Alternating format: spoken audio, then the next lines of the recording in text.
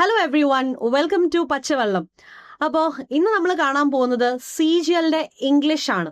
അപ്പോൾ ആദ്യമായിട്ട് CGL എഴുതാൻ പോകുന്നവർക്കും അതേപോലെ ഓൾറെഡി CGL എക്സാം എഴുതിയിട്ടുള്ളവർക്കും രണ്ടു കൂട്ടർക്കും കൂടെ വേണ്ടിയാണ് ഈ ഒരു സെഷൻ എന്ന് പറയുന്നത്. ഇതിനകത്ത് CGL എന്ന് പറഞ്ഞാൽ തന്നെ എന്താന്ന് ഞാൻ പറഞ്ഞുതരാം. SSC എന്താ, സ്റ്റാഫ് സെലക്ഷൻ കമ്മീഷൻ അല്ലെ. അപ്പൊ ഈ സ്റ്റാഫ് സെലക്ഷൻ കമ്മീഷൻ നടത്തുന്ന ഒരു എക്സാം ആണ് CGL എന്ന് പറയുന്നത്, കമ്പൈൻഡ് ഗ്രാജുവേറ്റ് ലെവൽ. ഓക്കെ, അപ്പോൾ SSC പല എക്സാംസ് നടത്തുന്നുണ്ട്. അതിൽ ഏറ്റവും ടോപ്പ് മോസ്റ്റ് ആയിട്ട് നമ്മളിപ്പം ഏറ്റവും എന്താ സാലറി വൈസ് ഏറ്റവും കൂടുതലായിട്ട് നിൽക്കുന്നത് ഈ പറയുന്ന CGL ആണ്. CGL ഓക്കെ, കമ്പൈൻഡ് ഗ്രാജുവേറ്റ് ലെവലാണ്. അതിന്റെ തന്നെ വേറെ ഉണ്ട്, ഇപ്പൊ CHSL ഉണ്ട്, MTS ഉണ്ട്, അങ്ങനെ പല എക്സാംസ് നടത്തുന്നുണ്ട്. അപ്പൊ പച്ചവെള്ളത്തില് ആദ്യമായിട്ട് നമ്മളിതാ ഈ CGL തുടങ്ങാൻ പോവാണ്. CGL-ന് വേണ്ടിയുള്ള ബാച്ച് നമ്മൾ സ്റ്റാർട്ട് ചെയ്യാനായിട്ട് പോവാണ്. ഓക്കെ, അപ്പോൾ ഏജിന്റെ കാര്യങ്ങളും ഡീറ്റെയിൽസും എല്ലാം ഞാൻ പതിയെ പറയാം. ഒരു മിനിമം ഡിഗ്രി ഉണ്ടാവണം. ഓക്കെ, മിനിമം ഡിഗ്രി ഉണ്ടാവണം, ബാച്ചിലേഴ്സ് ഡിഗ്രി ഉണ്ടായിരിക്കണം. അറ്റ് ദ സെയിം ടൈം 18 വയസ്സ് മിനിമം, അല്ലാണ്ട് നമുക്ക് ഡിഗ്രി കംപ്ലീറ്റ് ചെയ്യാൻ പറ്റില്ലായിരിക്കുമല്ലോ. അപ്പോൾ 18 ഇയേഴ്സ് എന്താണേലും വേണം. അങ്ങനെയുള്ളവർക്ക് എഴുതാൻ പറ്റിയ ഒരു അടിപൊളി സെൻട്രൽ ഗവൺമെന്റിന്റെ എക്സാം ആണ്. അപ്പോൾ കൂടുതൽ ഡീറ്റെയിൽസിലോട്ട് ആവാലോ. അപ്പോൾ ചാനൽ സബ്സ്ക്രൈബ് ചെയ്യാത്തവരുണ്ടെങ്കിൽ ഒന്ന് ചാനൽ സബ്സ്ക്രൈബ് ചെയ്യുക. And this is Reema. അപ്പോൾ എന്താണ് ഈ CGL-ന്റെ ഒരു പാറ്റേൺ എന്ന് പറഞ്ഞു കഴിഞ്ഞാൽ, നോർമലി നമുക്ക് Tier 1, Tier 2, പിന്നെ നമുക്കുള്ളത് ഒരു ഡോക്യുമെന്റ് വെരിഫിക്കേഷനാണ്. ഇത്രയാണ് നമുക്ക് CGL-ൽ ഉള്ളത്. സാലറി ഒക്കെ കേട്ട് കഴിഞ്ഞാൽ അടിപൊളിയാണ് കേട്ടോ. സ്റ്റാർട്ടിങ് തന്നെ 25,000 തൊട്ട് 1.5 ലക്ഷം വരെ പോകും. പല അലവൻസസും ഒക്കെ വെച്ചിട്ടാണ് ആ ഒരു ഇത് വരുന്നത്. അപ്പോൾ ശരി, ഇതിനകത്ത് ആദ്യം തന്നെ Tier 1. അപ്പൊ മെയിൻ ടാസ്ക് എന്ന് പറഞ്ഞാൽ ഈ Tier 1 ആദ്യത്തെ ഒരു കടമ്പ എന്ന് പറയുന്നത് ഈ Tier 1 പാസ്സാവും. അതാണ് ഫസ്റ്റ് ലെവൽ എന്ന് പറയുന്നത്. Tier 1 ഈ Tier 1 എന്ന് പറഞ്ഞാൽ അതൊരു മൾട്ടിപ്പിൾ ചോയ്സ് ക്വസ്റ്റ്യൻസിന്റെ ഒരു എക്സാം ആണ്. മൾട്ടിപ്പിൾ ചോയ്സ് ക്വസ്റ്റ്യൻ ആണ്, അത് ക്വാളിഫയിങ് ആണ്. ഓക്കെ, ക്വാളിഫയിങ് എക്സാം ആണ്. അതിനകത്ത് 4 സബ്ജക്ട്സ് ഉണ്ട്. ഇന്ന് ഞാനിപ്പോൾ ഇംഗ്ലീഷ് മാത്രം പറയുവട്ടെ, എല്ലാം കൂടെ പറഞ്ഞ് ബോറടിപ്പിക്കുന്നില്ല. ഞാൻ ഇംഗ്ലീഷ് മാത്രം പറയുക. അപ്പൊ ഇംഗ്ലീഷിനകത്ത് എന്തൊക്കെയാണ് മാർക്ക് എങ്ങനെയാണ് എന്നൊക്കെ പറയാം. അപ്പം Tier 1-ൽ ആദ്യം തന്നെ ഞാൻ സബ്ജക്റ്റുകളെ ഒന്ന് പരിചയപ്പെടുത്താം. നമുക്ക് ജനറൽ ഇന്റലിജൻസ് ആൻഡ് റീസണിങ് എന്ന് പറഞ്ഞ ഒരു സബ്ജക്റ്റ് ഉണ്ട്. പിന്നെ QA, അതായത് മാത്സ്, ക്വാണ്ടിറ്റേറ്റീവ് ആപ്റ്റിറ്റ്യൂഡ് ഉണ്ട്, ജനറൽ അവയർനെസ് ഉണ്ട്, പിന്നെ നമ്മുടെ ഇംഗ്ലീഷ്. ഓക്കെ, നമുക്കപ്പോൾ ഇംഗ്ലീഷ് ഞാൻ പഠിപ്പിക്കുന്ന ഇംഗ്ലീഷ് ആണല്ലോ, അപ്പൊ അതാണ് ഇംഗ്ലീഷിനെ കുറിച്ച് പറയാം. പിന്നെ അത് കഴിഞ്ഞിട്ടാണ്, ഇത് ക്വാളിഫൈ ചെയ്ത് കഴിഞ്ഞാൽ മാത്രമേ Tier 2 എക്സാം എഴുതാൻ പറ്റുള്ളൂ. ഇതിനൊരു ഇത്ര കട്ട് ഓഫ് ഉണ്ട്, അത് ക്ലിയർ ചെയ്താൽ മാത്രമേ, അത് വേരി ചെയ്യും, അത് ക്ലിയർ ചെയ്താൽ മാത്രമേ നമുക്ക് Tier 2 ചെയ്യാൻ പറ്റുള്ളൂ. അതാണ് നമ്മുടെ ഫൈനൽ സെലക്ഷൻ എന്ന് പറയുന്നത്. അതിനകത്ത് പിന്നെ വീണ്ടും 3 പേപ്പർ ഉണ്ട്. പേപ്പർ 1-നകത്ത് ഈ മാത്സും റീസണിങ്ങും ജനറൽ ഇന്റലിജൻസും ഇംഗ്ലീഷും ജനറൽ അവയർനെസ്സും കമ്പ്യൂട്ടറും എല്ലാം കൂടെ ചേർന്ന ഒരു പേപ്പർ 1 ഉണ്ട്. പേപ്പർ 2 സ്റ്റാറ്റിസ്റ്റിക്സ് ഉണ്ട്. പേപ്പർ 3 ജനറൽ സ്റ്റഡീസ് ഉണ്ട്, പല പല പോസ്റ്റ് അനുസരിച്ച്. അതൊക്കെ അവിടെ നിൽക്കട്ടെ. Tier 2-ലോട്ട് ഇപ്പൊ നമ്മൾ പോകുന്നില്ല. ഞാൻ എന്താണെങ്കിലും Tier 1-ലോട്ട് വരാം. ഇതൊക്കെ അക്കൗണ്ട്സ് ഡിപ്പാർട്ട്മെന്റ് അല്ലെങ്കിൽ അസിസ്റ്റന്റ് ഓഡിറ്റ് ഓഫീസർ, അതൊക്കെ വരെ അത്രയും എത്താൻ കേട്ടോ. അത്രയും ഹയർ പോസ്റ്റിലേക്കൊക്കെ നമുക്ക് പോകാനായിട്ട് പറ്റും. അപ്പോൾ അത് ഭയങ്കര നല്ലൊരു ഒരു സെക്യൂർഡ് ജോബാണ്, സെൻട്രൽ ഗവൺമെന്റിന്റെ സെക്യൂർഡ് ജോബാണ്. പിന്നെ ടഫ് ആണോന്ന് ചോദിച്ചാൽ വലിയ ടഫ് ഒന്നുമല്ല. PYQ ഒക്കെ നോക്കിക്കഴിഞ്ഞാൽ നമുക്ക് ഈസി ആയിട്ട് നമുക്ക് എടുക്കാവുന്നതേ ഉള്ളൂ. പിന്നെ നെഗറ്റീവ് മാർക്ക് ഉണ്ട് കേട്ടോ, 0.5-ന്റെ നെഗറ്റീവ് മാർക്സ് ഒക്കെ ഉണ്ട്. അപ്പോൾ Tier 1 അതിൽ ഇംഗ്ലീഷ് ആണ് ഞാൻ പറയുന്നത്. ഓരോന്നിനും 25 ക്വസ്റ്റ്യൻസ് വെച്ചുണ്ട്. ഓരോ സബ്ജക്റ്റിനും 25 ക്വസ്റ്റ്യൻസ് ഉണ്ട്. അപ്പൊ ഇംഗ്ലീഷിന് എന്താണെങ്കിലും 25 ക്വസ്റ്റ്യൻസ് ഉണ്ട്. ഓരോ ക്വസ്റ്റ്യനും 2 മാർക്ക്. അപ്പൊ കിട്ടിയാ കിട്ടി, പോയാ പോയി. ഇതാണ് നമ്മുടെ CGL-ന്റെ ഒരു പ്രശ്നം എന്ന് പറയുന്നത്. നമുക്ക് ഒരു പെർട്ടിക്കുലർ ടോപ്പിക് നമുക്ക് അറിയാമെങ്കിൽ അതിനകത്ത് നമുക്ക് 2 മാർക്ക് കിട്ടും, ഇല്ലെങ്കിൽ 2 മാർക്കും പോകും. അപ്പോൾ ഇംഗ്ലീഷിന് നമുക്ക് 25 ക്വസ്റ്റ്യൻസ് ഉണ്ട്. അതുപോലെ തന്നെ ബാക്കി എല്ലാ സബ്ജക്റ്റിനും നമുക്ക് 25 ക്വസ്റ്റ്യൻസ് വെച്ചുണ്ട്. അങ്ങനെ മൊത്തത്തിൽ എത്രയാ, 100 ക്വസ്റ്റ്യൻസ് ഉണ്ട്. ടോട്ടലി നമുക്ക് 100 ക്വസ്റ്റ്യൻസ്. അപ്പോൾ ഓരോന്നിനും 2 മാർക്ക് വെച്ചാണ്. അപ്പോൾ ഓരോ സബ്ജക്റ്റ് 50 മാർക്കിനാണ്. അപ്പോൾ ടോട്ടലി നമുക്ക് 200 മാർക്കാണ്. ഓക്കെ, നമ്പർ ഓഫ് ക്വസ്റ്റ്യൻസ് എന്ന് പറയുന്നത് 100 ആണെങ്കിൽ, നമ്പർ ഓഫ് ക്വസ്റ്റ്യൻസ് 100 ആണെങ്കിൽ, അതായത് 25 വെച്ച് 4 സബ്ജക്റ്റിന്റെ 100 ക്വസ്റ്റ്യൻസ് നമുക്ക് മാർക്ക് ആണെങ്കിൽ ഓരോ സബ്ജക്റ്റും 50 മാർക്ക് വെച്ച് അങ്ങനെ 200 മാർക്കാണ്. ഓക്കെ, ഇത് മൊത്തം 1 മണിക്കൂറിൽ കംപ്ലീറ്റ് ചെയ്യണം. ഈ 100 ക്വസ്റ്റ്യൻസും 1 മണിക്കൂറിൽ നമ്മൾ കംപ്ലീറ്റ് ചെയ്യണം. നെഗറ്റീവ് മാർക്കിംഗ് ഉണ്ട്. ഓക്കെ, -0.5 ആണ്. അതുകൊണ്ട് ശ്രദ്ധിച്ച് തന്നെ നമ്മൾ എഴുതിക്കോണം. ഓക്കെ, പിന്നെന്താ, പിന്നെ Tier 2-ൽ ജസ്റ്റ് ഒന്ന് ഞാൻ പറഞ്ഞു തരാം. Tier 2 എന്ന് പറയുമ്പോഴത്തേക്കും അതിനകത്ത് 45 ക്വസ്റ്റ്യൻസാ. ഞാൻ പറഞ്ഞ പേപ്പർ 1, പേപ്പർ 2, പേപ്പർ 3 അങ്ങനെയുണ്ട്. 45 ക്വസ്റ്റ്യൻസ്. അപ്പം 3 മാർക്ക് വെച്ച അതിനകത്ത്. ഓക്കെ, അതിനകത്ത് 3 മാർക്ക് വെച്ചാണ് അതങ്ങനെ പോകും. ഇപ്പൊ തൽക്കാലം ഞാൻ Tier 2 പോകുന്നില്ല. ആദ്യം നമുക്ക് Tier 1 ഒന്ന് പാസ് ആവണമല്ലോ. അപ്പൊ അതിന്റെ ബാച്ച് നമ്മൾ സ്റ്റാർട്ട് ചെയ്യുന്നുണ്ട്. അപ്പൊ അതുകൊണ്ടാണ് നല്ല നല്ല പോസ്റ്റുകളുണ്ട് കേട്ടോ. ചുമ്മാ നിങ്ങൾ നോക്കിക്കഴിഞ്ഞു കഴിഞ്ഞാൽ CBIയിൽ നിങ്ങൾക്ക് വേണമെങ്കിൽ കിട്ടും, CBIയിൽ കിട്ടും, അതുപോലെ തന്നെ ഓഡിറ്റ് ആൻഡ് അക്കൗണ്ട്സ് ഡിപ്പാർട്ട്മെന്റ് കിട്ടും. നല്ല പോസ്റ്റുകളാണ്. അത് ആ പോസ്റ്റുകൾ അറിയത്തില്ലെങ്കിൽ അത് ഞാൻ പറയാം. ഈ പറയുന്ന റവന്യൂ ഡിപ്പാർട്ട്മെന്റിൽ കിട്ടും, എൻഫോഴ്സ്മെന്റ് ഡിപ്പാർട്ട്മെന്റിൽ കിട്ടും, സെൻട്രൽ ബ്യൂറോ ഓഫ് നാർക്കോട്ടിക്സ് കിട്ടും. സീരിയസ്ലി. അതേപോലെ തന്നെ വേറെ മിനിസ്ട്രി ഡിപ്പാർട്ട്മെന്റിലൊക്കെ കിട്ടും, ഗവൺമെന്റ് ഡിപ്പാർട്ട്മെന്റിൽ കിട്ടും, ക്ലർക്കായിട്ട്, ടാക്സ് അസിസ്റ്റന്റ് ആയിട്ട്, പിന്നെ സീനിയർ സെക്രട്ടേറിയറ്റ് അസിസ്റ്റന്റ് ആയിട്ട്, ജൂനിയർ അക്കൗണ്ടന്റ്, പിന്നെ അക്കൗണ്ടന്റ്, ഓഡിറ്റർ, പല പല ഇൻസ്പെക്ടർ, അതായത് CBIയുടെ സബ് ഇൻസ്പെക്ടർ, അങ്ങനെ പല പല പോസ്റ്റുകളും കാര്യങ്ങളും എല്ലാം ഉണ്ട്. അത്യാവശ്യം നല്ല പല പേ ലെവലും ഉണ്ട് കേട്ടോ. അപ്പൊ ഇത് കിട്ടിയ ലോട്ടറി അടിച്ചതിന് തുല്യ കേട്ടോ. അപ്പം സീരിയസ്ലി ഇത് നമ്മൾ വിചാരിക്കുന്ന അത്ര ടഫ് ഒന്നും അല്ല. ഈ പറയുന്ന ക്വാളിഫൈ ചെയ്യാനായിട്ട് നമുക്ക് വലിയ ബുദ്ധിമുട്ടൊന്നും ഇല്ല. അപ്പോൾ ഇത് ഇപ്പം എപ്പോൾ അപ്ലൈ ചെയ്യുമെന്ന് ചോദിച്ചാൽ അപ്ലൈ ചെയ്യാനുള്ള നോട്ടിഫിക്കേഷൻ ഒക്കെ വരുന്നേ ഉള്ളൂ. ഈസ്റ്റർ കഴിഞ്ഞിട്ടേ ഉള്ളൂ. നമ്മളിപ്പോൾ എക്സ്പെക്ട് ചെയ്യുന്നത് April 22 എന്താണേലും ssc.gov.in എന്നുള്ള ഒഫീഷ്യൽ വെബ്സൈറ്റിൽ നമുക്ക് അതിന്റെ ഡീറ്റെയിൽസ് എല്ലാം വരും. അപ്പോൾ സമയമുണ്ട്. ഇനിയും ഒരു 3 ആഴ്ചയോളം നമുക്ക് സമയം ഉണ്ട്. അപ്പൊ അപ്പത്തേക്കും ബാക്കി കാര്യങ്ങളും പറയാം. അപ്പൊ നിങ്ങൾ ചെയ്യേണ്ടതെന്ന് വെച്ച് കഴിഞ്ഞാൽ ഇതിനെക്കുറിച്ച് ജസ്റ്റ് ഒന്ന് നോക്കി വെക്കുക. ഇങ്ങനെയൊക്കെയാണ്. അപ്പൊ പച്ചവെള്ളത്തിൽ നമ്മളിത് സ്റ്റാർട്ട് ചെയ്യുന്നുണ്ട് എന്ന് ഏകദേശം നിങ്ങൾക്ക് ഒരു ഐഡിയ ഉണ്ടല്ലോ. ഇപ്പൊ ഇതെല്ലാം ഒന്ന് നോക്കി വെക്കുക. ആൻഡ് അതിൽ ഇംഗ്ലീഷിന്റെ കാര്യങ്ങൾ മാത്രം ഞാൻ പറയാം. അതായത് 50 മാർക്ക് ഇംഗ്ലീഷിൽ നമുക്ക് എങ്ങനെ സ്കോർ ചെയ്യാം. ഓക്കെ, 3 സെക്ഷൻസ് ആണ് നിങ്ങൾ പഠിക്കാനുള്ളത്. ഓക്കെ, ഇതിൽ ഇംഗ്ലീഷിലെ 50 മാർക്സ് എന്ന് പറയുന്നത് ഏതൊക്കെ ഏരിയ എന്ന് ചോദിച്ചാൽ section 1 vocabulary, section 2 grammar, section 3 comprehends. ഈ 3 ഏരിയാസ് പഠിച്ചാൽ മതിയോ? ഓഫ് കോഴ്സ് 3 ഏരിയ മാത്രം പഠിച്ചാൽ മതി. അപ്പൊ നിങ്ങൾ ആലോചിക്കും, ഈ പറയുന്ന എന്താ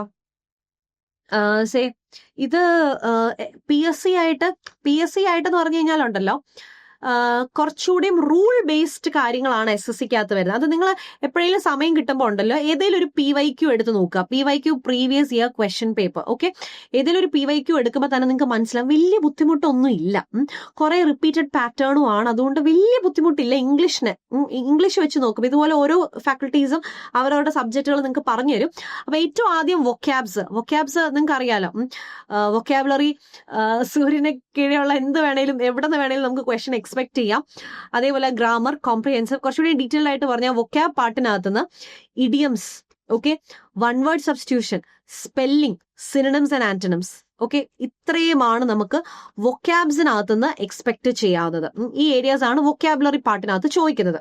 മീനിങ്സ്, ഓപ്പോസിറ്റ്സ് അത് ഡയറക്റ്റ് ആയിട്ട് ചോദിക്കാം, സെന്റൻസിനകത്ത് ചോദിക്കാം. സ്പെല്ലിംഗ് കറക്ഷൻ, കറക്റ്റ് സ്പെല്ലിംഗ് ഏതാന്ന് ചോദിക്കാം, റോങ് സ്പെല്ലിംഗ് ഏതാന്ന് ചോദിക്കാം. വൺ വേർഡ് സബ്സ്റ്റിറ്റ്യൂഷൻ, ഒരു വലിയ സെന്റൻസ് തന്നിട്ട് അതിനെ വൺ വേർഡ് ആക്കി ചുരുക്കണം.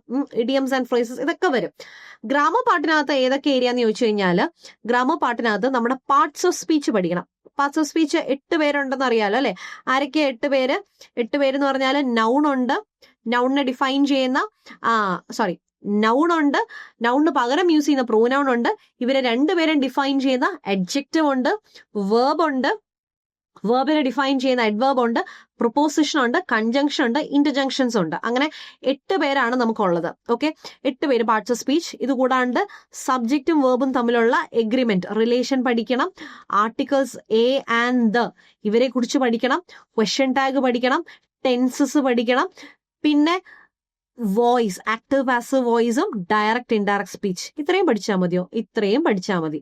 ഗ്രാമർ സെക്ഷൻ എന്ന് പറയുന്നത് ഇതാണ്. ഓക്കെ, ഇത്രയാണ് നമ്മൾ ഗ്രാമർ സെക്ഷൻ അത് നമ്മൾ പഠിക്കേണ്ടത്. അപ്പോൾ ഇതിലെ ആക്റ്റീവ് പാസീവ് വോയിസ് അതിൽ നിന്ന് തന്നെ ഇപ്പൊ ആക്റ്റീവ് പാസീവ് വോയിസിൽ നിന്ന് തന്നെ 2 ക്വസ്റ്റ്യൻസ് എക്സ്പെക്ട് ചെയ്യാം, 2 3 അതായത് 3 ക്വസ്റ്റ്യൻസ് പറയുമ്പോൾ തന്നെ 6 മാർക്കായി.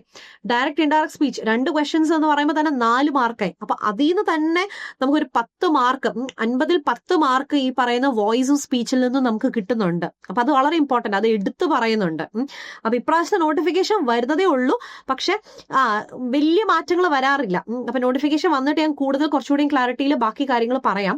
അപ്പോൾ ഈ ഗ്രാമർ പഠിച്ചു കഴിഞ്ഞാൽ RSC സ്പോട്ടിംഗ് ക്വസ്റ്റ്യൻസ് വരാം. അതായത് ഒരു സെന്റൻസ് തന്നിട്ട് ഏത് പാർട്ടിലാണ് എറർ, സെന്റൻസ് ഇംപ്രൂവ്മെന്റ് അല്ലെങ്കിൽ ഫ്രേസ് റീപ്ലേസ്മെന്റ്, ഒരു സെന്റൻസിനകത്ത് ഒരു പാർട്ട് അണ്ടർലൈൻ ചെയ്ത് തരും, എന്നിട്ട് അതിനെ നമുക്ക് റീപ്ലേസ് ചെയ്യണോ, അതിന് ഓപ്ഷൻസ് തന്നിട്ടുണ്ട്, വേണ്ടെങ്കിൽ നോ ഇംപ്രൂവ്മെന്റ് എന്ന് കൊടുക്കാം.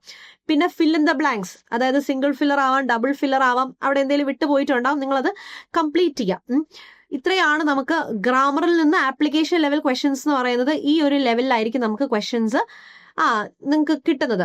പിന്നെ കോംപ്രിഹെൻഷൻ പാർട്ട് എന്ന് പറഞ്ഞാൽ റീഡിംഗ് കോംപ്രിഹെൻഷൻ, ഒരു പാസേജ് വന്നിട്ട് അതിനെ ബേസ് ചെയ്തിട്ടുള്ള ക്വസ്റ്റ്യൻസ്, അതായത് ഇതിന് പറ്റിയ ടൈറ്റിൽ എന്താ, ഇതിന്റെ സെൻട്രൽ ഐഡിയ എന്താ, ഇതൊക്കെ എനിക്കൊന്ന് 5ാം ക്ലാസ് തൊട്ട് നമ്മൾ പഠിക്കുന്നതാണ് അല്ലെ, റീഡിംഗ് കോംപ്രിഹെൻഷൻ. പക്ഷെ ലെവൽ ഇച്ചിരി കൂടുന്നത് മാത്രം സെന്റൻസ് റീഅറേഞ്ച്മെന്റ് എന്ന് പറഞ്ഞു കഴിഞ്ഞാൽ കുറെ സെന്റൻസസ് ജംബിൾഡ് ആയിട്ട് തരും, അതിനെ നമ്മളൊരു പെർട്ടിക്കുലർ ഓർഡറിൽ അറേഞ്ച് ചെയ്യണം. എല്ലാം ഓപ്ഷൻസ് ഉണ്ട് നമുക്ക്. പിന്നെ ക്ലോസ് ടെസ്റ്റ്, ഒരു പാസേജ് തരും, അതിനകത്ത് 5 ബ്ലാങ്ക് സ്പേസസ് കാണും, ആ ബ്ലാങ്ക്സ് നമ്മൾ ഫിൽ ചെയ്യാം. അപ്പോൾ ഇത്രയും പഠിച്ചാൽ മതി, എന്തൊരു എളുപ്പം അല്ലെ. ഗ്രാമർ പോർഷനും അതേപോലെ തന്നെ വൊക്കാബും കോംപ്രിഹെൻഷൻ. അപ്പൊ പഠിക്കേണ്ടത് ഏതാന്ന് ചോദിച്ചാൽ ഈ 3 ഏരിയാസ് മാത്രം പഠിച്ചാൽ മതി. ഓക്കെ, ഇതിപ്പോ ഞാനായിട്ട് സെക്ഷൻ 1, 2, 3 എന്ന് പറഞ്ഞിരിക്കുന്നതാണ്. നമുക്ക് എക്സാമിന് സെക്ഷൻ 1, 2, 3 എന്നൊന്നും ഇല്ല, നമുക്ക് 25 ക്വസ്റ്റ്യൻസ് കിട്ടും. ഓക്കെ, നിങ്ങൾ ഒരു പ്രീവിയസ് ഇയർ ക്വസ്റ്റ്യൻ ഒന്ന് എടുത്ത് നോക്കിക്കഴിഞ്ഞാൽ നിങ്ങൾക്ക് ഏകദേശം ഒരു ഐഡിയ കിട്ടും. ഞാൻ വേറൊരു ദിവസം വരുമ്പോഴത്തേക്കും ജസ്റ്റ് കുറച്ച് ക്വസ്റ്റ്യൻസ് ആയിട്ട് വരാം, അപ്പൊ നിങ്ങൾക്ക് കുറച്ചുകൂടി ഒരു ഐഡിയ കിട്ടും. അപ്പോൾ PYQ പ്രീവിയസ് ഇയർ ക്വസ്റ്റ്യൻസ് ഒന്ന് നോക്കുക, അപ്പൊ ഏകദേശം ഇങ്ങനെയൊക്കെയാണ് എന്നൊക്കെ മനസ്സിലാവും. ഇപ്പൊ ആദ്യമായിട്ട് അറ്റൻഡ് ചെയ്യാൻ പോകുന്നവർക്കും വലിയ ടഫ് ഒന്നുമല്ല. അപ്പം നിങ്ങൾ ഓർക്കും മിസ് ഇതൊക്കെ തന്നെയല്ലേ PSCയിലും പഠിക്കുന്ന, പോരെ PSCയിൽ നമ്മളൊരു ഡിഗ്രി ലെവൽ എക്സാംസ് ഉണ്ടല്ലോ, ആ ലെവൽ എക്സാംസ് ഇപ്പോഴാണ് PSCയിൽ കുറച്ചുകൂടി ഒരു അപ്ഗ്രഡേഷൻ വന്നിട്ട് അത്യാവശ്യം നല്ല ക്വസ്റ്റ്യൻസ് ഒക്കെ വരുന്നുണ്ട്. അപ്പൊ അതുപോലെ തന്നെ നല്ല ലെവലിലുള്ള ക്വസ്റ്റ്യൻസ് തന്നെയായിരിക്കും നമ്മുടെ CGLലും ഗ്രാജുവേറ്റ് ലെവലിൽ ചോദിക്കുന്നത്. കാരണം എന്താണെങ്കിലും ഡിഗ്രി ലെവൽ എക്സാം ആണല്ലോ, അതുകൊണ്ട് വലിയ നിങ്ങൾ ടെൻഷൻ ഒന്നും അടിക്കേണ്ട, നമ്മൾ ചെയ്യാൻ പറ്റുന്നതൊക്കെ തന്നെയാണ്. പ്ലസ് ഓപ്ഷൻസ് കൂടെ ഉള്ളതുകൊണ്ട് വലിയ പ്രശ്നമൊന്നും വരില്ല. ഈ 50 മാർക്ക് ഇംഗ്ലീഷിൽ സ്കോർ ചെയ്യാൻ ഒരു ബുദ്ധിമുട്ടും ഇല്ല. പിന്നെ 200-നകത്ത് 180+, 185+ സ്കോർ ചെയ്യാൻ വലിയ ബുദ്ധിമുട്ടൊന്നും ഉണ്ടാവില്ല. അപ്പോൾ ഇംഗ്ലീഷ് ഇത്രയാണ്. ഇനി ഞാൻ ഇതിന് മുന്നത്തെ വർഷം ഒരു ഷിഫ്റ്റിൽ ചോദിച്ച, അപ്പം ഒരു ദിവസം തന്നെ 4 ഷിഫ്റ്റോളം ഉണ്ട്. അതിപ്പം ഒരു 1-2 ആഴ്ചയോടുകൂടിയാണ് ഈ എക്സാം നടക്കുന്നത്. അതുകൊണ്ട് തന്നെ ഒരു 2 ആഴ്ചയല്ല കേട്ടോ, ഓൾമോസ്റ്റ് ഒരു 1 മന്തിലാണ് ഈ എക്സാം കംപ്ലീറ്റ് ആവുന്നത്. അപ്പോൾ ഒരു ഷിഫ്റ്റിന്റെ ഒരു അനാലിസിസ് ആണ് ഞാനിപ്പോൾ നടത്തുന്നത്, ഒറ്റ ഷിഫ്റ്റ്. അത് വെച്ച് നിങ്ങൾ ഇങ്ങനെയാണെന്ന് കംപ്ലീറ്റ് ആയിട്ട് ജഡ്ജ് ചെയ്യേണ്ട, ബട്ട് ഏകദേശം വന്ന ഏരിയാസും എല്ലാം പറയാം. ഇപ്പൊ ക്ലോസ് ടെസ്റ്റ് വന്നിട്ടുണ്ടായിരുന്നു ഒരു ഷിഫ്റ്റിൽ. അഫ്കോഴ്സ് ഒന്നെങ്കിൽ ക്ലോസ് ടെസ്റ്റ് അല്ലെങ്കിൽ RC വരും, 5 ക്വസ്റ്റ്യൻസ് ആണ് വരുന്നത്. ആ ഷിഫ്റ്റ് ഞാനിപ്പോൾ പെർട്ടിക്കുലർ ആയിട്ട് നോക്കുന്ന ഷിഫ്റ്റിൽ ഒരു മോഡറേറ്റ് ആയിരുന്നു വന്നിരുന്നത്. 1 വേർഡ് സബ്സ്റ്റിറ്റ്യൂഷൻ ഒരു 2 to 3 ക്വസ്റ്റ്യൻസ് ഉണ്ടായിരുന്നു, ഇച്ചിരി ടഫാന്നാണ് പറയുന്നത്. ഇനി അവർക്ക് ആ ടൈമിൽ ഈ പറയുന്ന വൊക്കാബ്സ് ടഫ് ആയതുകൊണ്ടാണോ എന്ന് അറിയത്തില്ല, idioms and phrases, antonym, synonym അതും എല്ലാം ടഫ് ആയിരുന്നെന്നാണ് ആ ഒരു ഷിഫ്റ്റ് നമുക്ക് കിട്ടിയിരിക്കുന്ന ഒരു റിപ്പോർട്ട് എന്ന് പറയുന്നത്. പിന്നെ ഒരു 3 ക്വസ്റ്റ്യൻസ് ഈച്ച് വന്നിട്ടുണ്ടായിരുന്നു. ഇപ്പം 2 സിനോണിം 1 ആന്റണിം ആണോ, അതോ 2 ആന്റണിം 1 സിനോണിം, അങ്ങനെയൊന്നും അറിഞ്ഞിട്ട് മൊത്തത്തിൽ ഗ്രാമറിൽ നിന്ന് വൊക്കാബിൽ നിന്ന് സിനോണിം ആന്റണിമിൽ നിന്ന് 3 ക്വസ്റ്റ്യൻസ് ഉണ്ടായിരുന്നു, ഇഡിയംസിൽ നിന്ന് തന്നെ 3 ക്വസ്റ്റ്യൻസ് ഉണ്ടായിരുന്നു, 1 വേർഡിൽ നിന്ന് 2 to 3 ക്വസ്റ്റ്യൻസ് ഉണ്ടായിരുന്നു. കണ്ടോ, ഇപ്പൊ തന്നെ കണ്ടോ. സ്പെല്ലിംഗിൽ നിന്ന് 2 ക്വസ്റ്റ്യൻസ് ഉണ്ടായിരുന്നു, അത് ഈസി ആയിട്ടുള്ളതായിരുന്നു എന്നാണ് പറയുന്നത്. അപ്പോൾ വൊക്കാബിൽ നിന്ന് തന്നെ ഇങ്ങനെ. പിന്നെ കോംപ്രിഹെൻഷൻ ക്ലോസ് ടെസ്റ്റ് ചോദിച്ചിട്ടുണ്ടായിരുന്നു, പാരാജമ്പേഴ്സ് 2 പാരാജമ്പേഴ്സ് ആണ്, അത് ഈസി ടു മോഡറേറ്റ്. പിന്നെ ഗ്രാമറിൽ നിന്ന് ഇന്ന ഏരിയ എന്ന് എടുത്ത് അങ്ങനെ നമുക്കൊരു ഇത് കിട്ടിയിട്ടില്ല. പക്ഷെ നിങ്ങൾ ക്വസ്റ്റ്യൻ പേപ്പർ ഒന്ന് നോക്കിയാൽ മതി. ഇപ്പൊ ഞാൻ അതിലോട്ട് മീൻസ് എനിക്കിപ്പം ഇതിൽ നിന്ന് എത്ര ക്വസ്റ്റ്യൻസ് വരും, എങ്ങനെയൊക്കെ നിങ്ങൾ പഠിക്കണം, ഒരു ഐഡിയ കിട്ടാൻ വേണ്ടിയാണ് ഞാനിപ്പോൾ ക്വസ്റ്റ്യൻ പേപ്പർ കാണിക്കാത്തത്. ഓക്കെ, സോ സെന്റൻസ് ഇംപ്രൂവ്മെന്റും എറർ ഡിറ്റക്ഷനും കണ്ടോ, മൊത്തം 3 to 3 6 ക്വസ്റ്റ്യൻസ് വന്നിട്ടുണ്ട്. അപ്പൊ ഗ്രാമറിൽ നിന്ന് തന്നെ 6ഓളം questions easy to moderate level വന്നിട്ടുണ്ട്. ഇപ്പൊ കണ്ടോ, വൊക്കാബ് വന്നിട്ടുണ്ട്, കോംപ്രിഹെൻഷൻ വന്നിട്ടുണ്ട്, at the same time grammar വന്നിട്ടുണ്ട്. അപ്പൊ ശരിക്കും പറഞ്ഞ ഒരു 50 മാർക്ക് ഇംഗ്ലീഷിൽ സ്കോർ ചെയ്യാൻ വലിയ ബുദ്ധിമുട്ടൊന്നും ഇല്ല. അപ്പൊ അതിന് നിങ്ങൾ ചാനൽ ഒന്ന് സബ്സ്ക്രൈബ് ചെയ്യുക കേട്ടോ, ചാനൽ സബ്സ്ക്രൈബ് ചെയ്യുക. എന്നിട്ട് നമുക്ക് പച്ചവെള്ളത്തിൽ നിങ്ങൾക്ക് CGLന്റെ കോഴ്സ് കിട്ടുന്നതാണ്, നമുക്ക് ഈസി ആയിട്ട് ഒന്നിച്ച് പഠിച്ചു തുടങ്ങാം. ആൻഡ് എന്താ പറയാ, നിങ്ങൾ SSC CGLന് വേണ്ടി, അതും ഇംഗ്ലീഷിന് വേണ്ടി എന്തൊക്കെ പ്രിപ്പറേഷൻ ആണെന്ന് ചോദിച്ചാൽ ഇനി വരുന്ന ദിവസങ്ങളിൽ നിങ്ങൾക്ക് പ്രാക്ടീസ് ചെയ്യാനായിട്ട് ചെയ്യേണ്ടതെന്ന് വെച്ചാൽ ഓൺ എ ഡെയിലി ബേസിസ് നിങ്ങൾ വായിക്കുക ആർട്ടിക്കിൾസ്, മാഗസിൻസ്, അല്ലെങ്കിൽ നിങ്ങൾ ചെയ്യേണ്ടതെന്ന് വെച്ചാൽ ഗ്രാമർ ബുക്സ് ഉണ്ടെങ്കിൽ അല്ലെങ്കിൽ വൊക്കാബുലറി, ഇതെല്ലാം നിങ്ങളൊന്ന് ഓൺ എ ഡെയിലി ബേസിസ് ഒന്ന് വായിച്ചു നോക്കുക. ഞാൻ പറഞ്ഞ പോലെ ഒരു 3 വീക്സോളം നമുക്ക് സമയമുണ്ട് നോട്ടിഫിക്കേഷൻ വരാൻ. അത് കഴിഞ്ഞിട്ട് അപ്ലൈ ചെയ്യാനായിട്ട് ഏകദേശം വീണ്ടും ഒരു മാസത്തോളം സമയമുണ്ട്. ഒരു മെയ് മിഡോടുകൂടി അല്ലെങ്കിൽ ഒരു 3rd വീക്കോടുകൂടി നമുക്ക് ഡേറ്റ് വരും. അപ്പോൾ ഒരു മാസത്തോളം ഉണ്ട് അപ്ലൈ ചെയ്യാനായിട്ട്. അപ്പൊ അതുവരെ നിങ്ങൾ എന്തൊക്കെ ചെയ്യണം എന്നാണ് ഞാൻ പറയുന്നത്. ഒരു ഡെയിലി ബേസിസിൽ നിങ്ങളൊന്ന് വായിക്കുക. വായിച്ചു കഴിഞ്ഞിട്ട് മോക്ക് ടെസ്റ്റുകളൊക്കെ അറ്റംപ്റ്റ് ചെയ്യാം. ഓക്കെ, അത് വെറുതെ കാണുന്ന മോക്ക് ടെസ്റ്റുകളെല്ലാം അതിപ്പോ എന്താ പറയാ, ഒരു CGL ഏതാണെങ്കിലും ഏത് വെബ്സൈറ്റിൽ എടുത്ത് നോക്കിയാലും നിങ്ങൾക്ക് കിട്ടും. അപ്പോൾ ജസ്റ്റ് ഒന്ന് അതൊക്കെ ഒന്ന് അറ്റൻഡ് ചെയ്ത് നോക്കുക. അങ്ങനെ അറ്റൻഡ് ചെയ്ത് കഴിയുമ്പോഴത്തേക്കും നമുക്ക് ഏത് ഏരിയ ആണ് കുറച്ചുകൂടെ നന്നായിട്ട് അറിയാവുന്നത്, നമ്മുടെ സ്ട്രോങ് ഏരിയ, നമ്മുടെ വീക്ക് ഏരിയ, ഇതിനെക്കുറിച്ചൊക്കെ നമുക്കൊരു ഐഡിയ കിട്ടും. എന്നിട്ട് വൊക്കാബ്സും പാരലായിട്ട് വൊക്കാബ്സും കൂടെ ഒന്ന് കോൺസെൻട്രേറ്റ് ചെയ്യാം. വൊക്കാബ്സ് ഇത്രയും ഏരിയ ഉണ്ട്. അതായത് ഞാൻ പറഞ്ഞല്ലോ, വൺ വേർഡ് സബ്സ്റ്റിറ്റ്യൂഷൻ ഉണ്ട്, സിനോണിംസ് ഉണ്ട്, ആന്റണിംസ് ഉണ്ട്, സ്പെല്ലിംഗ് ഉണ്ട്, ഇഡിയംസ് ഉണ്ട്. ഇതെല്ലാം കൂടെ കറങ്ങി തെറ്റി വരണമല്ലോ. അപ്പം അതൊക്കെ ഒന്ന് പതുക്കെ തുടങ്ങി വെക്കുക. ഫസ്റ്റ് നിങ്ങൾ ചെയ്യേണ്ടത് പറ്റുമെങ്കിൽ ഈ PYQ ഒന്ന് സോൾവ് ചെയ്യാം. PYQ സോൾവ് ചെയ്ത് കഴിയുമ്പോഴത്തേക്കും കുറച്ചുകൂടെ നിങ്ങൾക്ക് ഒരു ഐഡിയ കിട്ടും. ഇന്ന ഏരിയാസ് സോൾവ് ചെയ്യണം, ഇങ്ങനെയൊക്കെ ഇതൊക്കെയാണ് കൂടുതലായിട്ട് പഠിക്കേണ്ടത്. അപ്പൊ ഏകദേശം നിങ്ങൾക്ക് ഒരു ഐഡിയ കിട്ടും. പ്ലസ് നമ്മുടെ ക്ലാസ് കൂടെ അറ്റൻഡ് ചെയ്ത് കഴിയുമ്പോഴത്തേക്കും നിങ്ങൾക്ക് കുറച്ചുകൂടെയും സെറ്റ് ആകും. ഓക്കെ, അപ്പൊ ഇന്നിപ്പോ ഞാൻ PYQ ആയിട്ട് ഞാൻ ഇന്ന് ഡിസ്കസ് ചെയ്യുന്നില്ല. അത് മറ്റൊരു ദിവസം നമുക്ക് കുറച്ച് ക്വസ്റ്റ്യൻസും ആയിട്ടൊക്കെ നമുക്ക് കാണാം. അപ്പോൾ ഏകദേശം ഒരു ഐഡിയ കിട്ടിക്കാണുമെന്ന് വിശ്വസിക്കുന്നു. ഓക്കെ, അപ്പോൾ അത്രയേ ഉള്ളൂ ഇന്നത്തെ സെഷൻ. അപ്പോൾ ചാനൽ സബ്സ്ക്രൈബ് ചെയ്യാത്തവരുണ്ടെങ്കിൽ ചാനൽ സബ്സ്ക്രൈബ് ചെയ്യാം. നമുക്ക് ഇതിനകത്ത് ഫ്രീ കോണ്ടന്റ് വീഡിയോസ് വരുന്നതാണ്. പ്ലസ് നമ്മുടെ ബാച്ചിന്റെ ഡീറ്റെയിൽസും എല്ലാം അനൗൺസ് ചെയ്യുന്നതാണ്. നോട്ടിഫിക്കേഷൻ ഒന്ന് വന്നോട്ടെ. അപ്പോൾ ഏകദേശം നിങ്ങൾക്ക് ഇപ്പോൾ ഒരു CGL കുറിച്ചൊരു ഐഡിയ കിട്ടിയില്ലേ? അപ്പോൾ എക്സാം എഴുതാം അല്ലെ? അപ്പോൾ ഏജ് മാക്സിമം ലിമിറ്റ് എന്ന് പറഞ്ഞാൽ 32 വരെയാണ്. 32 വരെയാണ് മാക്സിമം ലിമിറ്റ്. അപ്പോൾ അത്രേ ഉള്ളൂ. ഓക്കെ, അപ്പൊ നമുക്ക് വീണ്ടും മറ്റൊരു സെഷനിൽ കാണാം. Till then bye all. Thank you so much. Take care and this is Reema signing off. Bye. Take care.